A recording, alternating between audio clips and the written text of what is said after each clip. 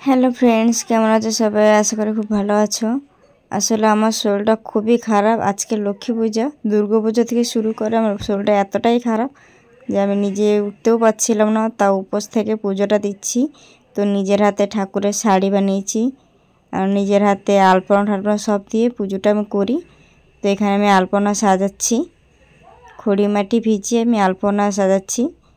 তবে আমার বাপের বাড়িতে জানো তো খড়ি মাটি ইউজ করে না। আমাদের বাপের বাড়িতে আতপ চাল ভালো করে বেটে ওইতেই করে, বেশ ভালোই হয় ওতে। কারণ ছোটো থেকে আমি ওই আলপনাই দিয়ে এসেছি। আসলে আলপনা দিতে আমি খুবই ভালোবাসি। তবে এখানে আমি এখন প্রথমে দরজার সামনে একটা লক্ষ্মীর পা দুটো এঁকে এখানে একটা সুন্দর দেখে একটা পদ্ম ফুল করছি। তবে সবাই সঙ্গে থাকুন, দেখতে থাকুন।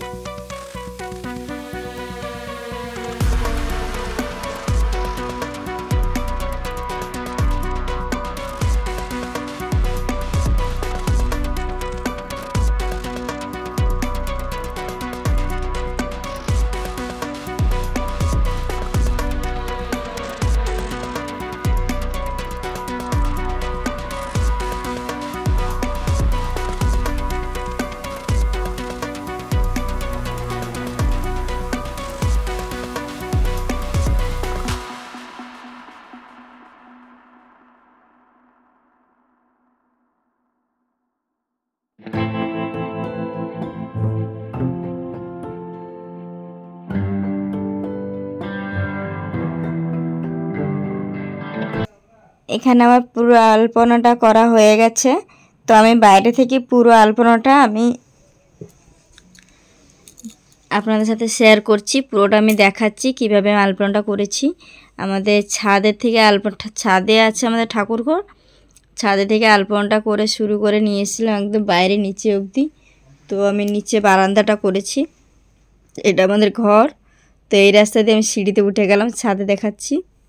এটা আমাদের ঠাকুরঘর। এখন আমি মাকে স্নান করিয়ে শাড়ি পরাবো।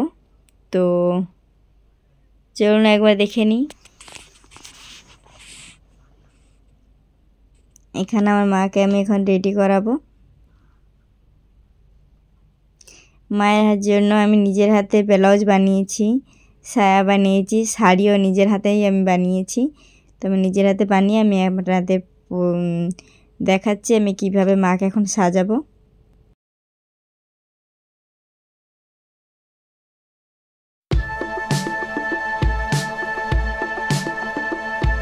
মাকে এখানে আমি আলতা পরিয়ে দিলাম।